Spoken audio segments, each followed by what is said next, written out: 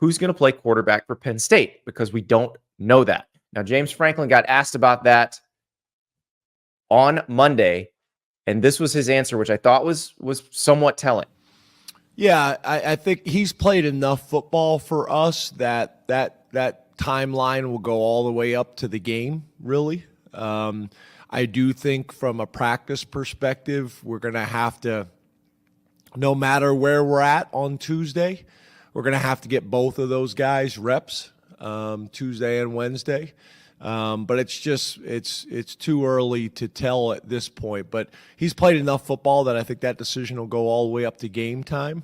But the reality is we're going to have both guys ready, and you could even make the argument all three guys ready, which is challenging to do in a game week, is to try to get all those guys ready. So have had some conversations with Danny and Andy about that already. We'll continue to have conversations about it, but I do think Drew has played enough football that it'll go all the way up to game time until we make that decision. Yes, sir. So he's talking about Drew Allar, the starting quarterback who got hurt against Wisconsin last week, came out at the end of the first half, did not come back in. Beau Pribula, the backup, played the second half, Ari. And what James Franklin is saying is Drew Allar has played enough that if he doesn't take first-team reps at practice this week, but does feel good going into Saturday, that they're comfortable starting him. So are you building your whole game plan around Beau Pribula because he's taken most of the reps in practice, probably at least early in the week? What are you doing if you're Andy Kotelnicki, the offensive coordinator there? Well, the one thing that I think we have to also mention about this, Andy, that we didn't on the show on Monday, is that Andy Kotelnicki has a lot of practice with this because Jalen Daniels got injured a lot at Kansas. And Jason Bean would come in. Jason Bean would come in, and not just come in. Like, he was awesome sometimes. Now the thing about Jason Bean and Jalen Daniels is they're fairly similar in skill set, whereas Drew Allar and Beau Pribula are pretty different. Yeah, but he's not in a position right now where it's like, oh no, our quarterback got injured. Like, what do we do? Like, I think that like reps in that regard probably help. But that's interesting because from a coaching standpoint, Andy, like, what do you do? If the game plan is completely different, do you install the new game plan around Beau Pribula? And then if Drew Allar can play, you just revert back to what you always did, which seems like a losing recipe to me? Or what's the coaching anecdote for this situation? It's a good question, because the other part of what Franklin was saying about Drew's played enough football is they've practiced enough for enough games with Drew as the starting quarterback that if you go back to the plays that Drew is good at running, there's enough reps for all of the starters on the offensive line and the receivers and the backs to know exactly what they're doing. So you're not really hurting yourself there in terms of preparation. They're prepared for that. Does it mean if Drew plays and he's ready to go and he's throwing effectively and playing effectively, that you now have some little wrinkles you could throw in there with Pribula? Because remember, they were still playing Pribula on occasion anyway, which, by the way, similar to what Andy Kotelnicki did at Kansas, where when Jalen Daniels was healthy, there would be Jason Bean plays, and sometimes Jalen Daniels and Jason Bean plays. You know, we've seen a lot of situations this year, Andy, where a quarterback plays the first half or whatever, then gets injured, and then a quarterback with a different style comes into the game and then like just takes it over. Can you remember one from this past weekend where that happened? Yeah, Texas A&M LSU. And Brian Kelly, it's interesting. Brian Kelly was on Feinbaum yesterday and talking about that. And I was shocked at what he admitted, because he's like, yeah, we tried to go back to some of the stuff we did in the Arkansas game to stop Taylon Green, and it just, it didn't really work. And I'm like, Marcel Reed started 3 games for these guys. You didn't prepare for the possibility during the week that might happen and he might come in. And I think Ohio State's probably in a better scenario because they have to prepare all week for his game plan. Like, they know going into it. It's not like Drew Allar plays 2 bad quarters and they bring him in and then they start running all over the place. And also, too, I don't know if this is just perception and I could be wrong about this, but like, Marcel Reed is much faster, right? Like, and a much more dynamic athlete than even Taylor Green, right? No, Taylon Green, yes, Marcel Reed is faster, and they're a very, like, the way Arkansas runs Taylon Green and the way Arkansas runs Marcel, or the way A&M runs Marcel Reed are completely different. Yeah. The plays are completely different. The blocking styles are different. Like, so to say we just tried to go back to some of the principles that we had when we faced a running quarterback like that, no, because you didn't face the same kind of running quarterback. Yeah. And it's like, I don't know if, and you tell me this, but I mean, I guess this is a different scenario because A&M did play Reed a lot, and like Wegman has not always looked great this year.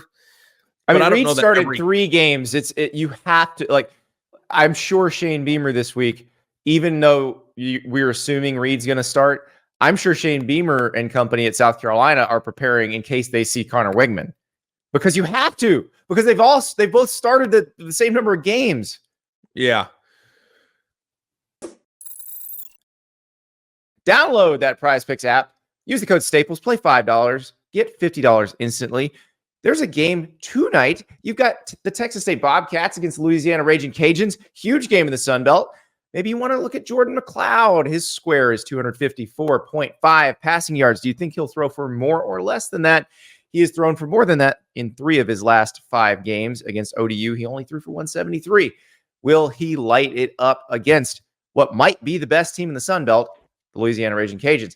Also, they're already starting to populate the board for the weekend. We got a couple Ohio State squares for that Ohio State-Penn State matchup.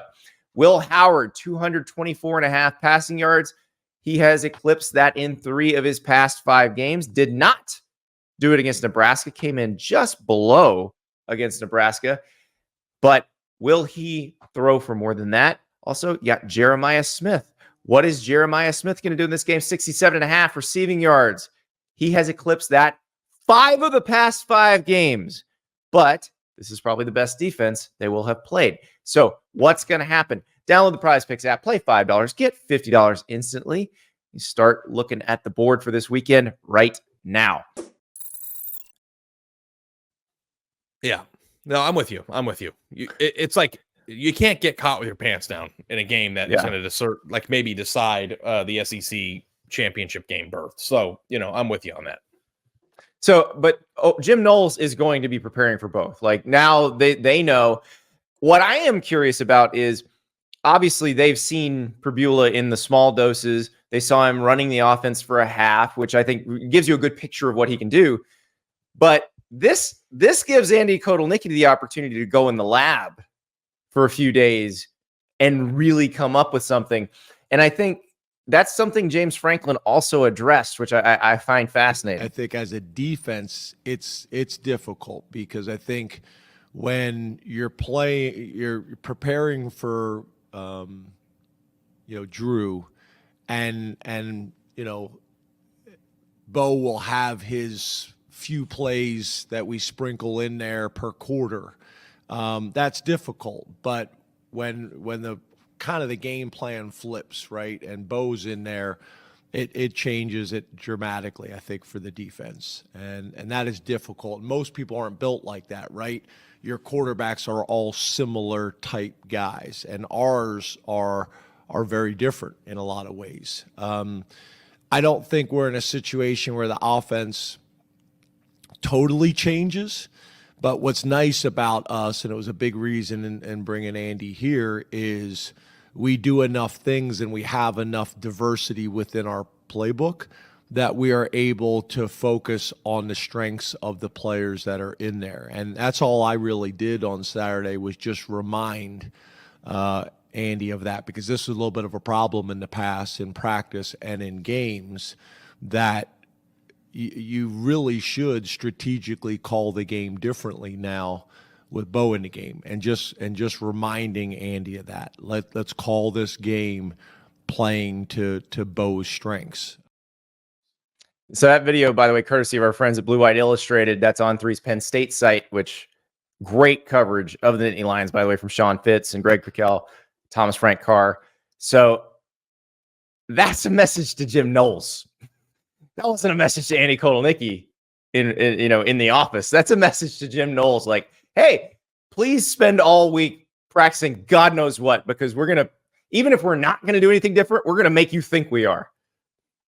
Yeah, no, it's all gamesmanship. But Andy, I know we're going to spend a lot of time this week discussing whether or not Drew Allar or Beau Pribula are going to play. Like, don't you think the likely scenario here is that they both will? Yeah. No, I think there's a chance Drew Allar doesn't play if his injury is bad enough.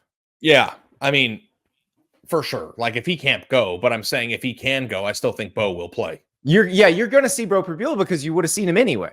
They are always sprinkling him in, but now they might have, and it may be that he just showed in the game last week that he needs to be sprinkled in more. Yeah. And I know that people have concerns about his, passing acumen. And, at the beginning of his playing time against Wisconsin, there were a few balls where you're like, oh boy, that's not going to work. And then I thought he settled down and did a really good job of, making some plays through the air. And, he's fast, athletic, and gives you a different look. It's very hard to prepare for somebody who is a pass first guy and somebody who's as gifted as a runner who can also throw a little bit. So I think that Penn State does have, usually an injury to your starting quarterback. It's like, oh God, this is terrible timing. And, nobody wants to watch this game if they don't feel like both teams are full strength. But I think this might actually work out in Penn State's advantage. Yeah, it's going to be very interesting to watch. One other note about this game. So Arvell Reese, the linebacker for Ohio State, he got tossed for targeting at the end of the Nebraska game. The Big Ten has overturned that targeting call, and he will be able to play in the first half of this game. So that is going to be, a help for Ohio State adds to their depth. That they will not be without him. And that call was, if you saw it, you were like, I don't know about that. And the Big Ten agreed. So it's been lifted. He can play. That's the play that made Ryan Day fake throw his headset. Yes, he did not actually throw it. It stayed in his hand. It's sort of like when Nick Saban almost threw his headset after Tua took the sack on first down in overtime against Georgia. Probably glad he didn't, because then he could hear the play call on 2nd and 26 for the touchdown. Ryan Day, if you throw the headset, if you let go of the headset, and the headset hits the ground, is that a penalty? I don't know if that's is that the thing that caused him to not get penalized on that situation? Because you could have gotten a penalty. No, they can throw a flag for whatever they want. If he said, I know, I'm just saying, I'm asking you if you think if he would have spiked his headset instead of pumping it, if the refs would have thrown the flag. I think it's one of those, they didn't want to add 15 more yards in that situation. Those of you who've seen Bull Durham, the one thing you can't say to the umpire, like if he'd said that to one of the officials, they probably would have flagged him for 15 yards. But just acting like you're throwing your headset, even throwing your headset. I mean, shoot, Steve Spurrier threw his visor all the time. He didn't get penalized for it most of the time. So it's, I think that was the case of the officials in that situation, because they're already, like, Ohio State already just had a penalty that resulted in a first down, and Nebraska getting a new set of downs. Like, they're not going to give them another 15 yards for something that they might consider ticky-tack.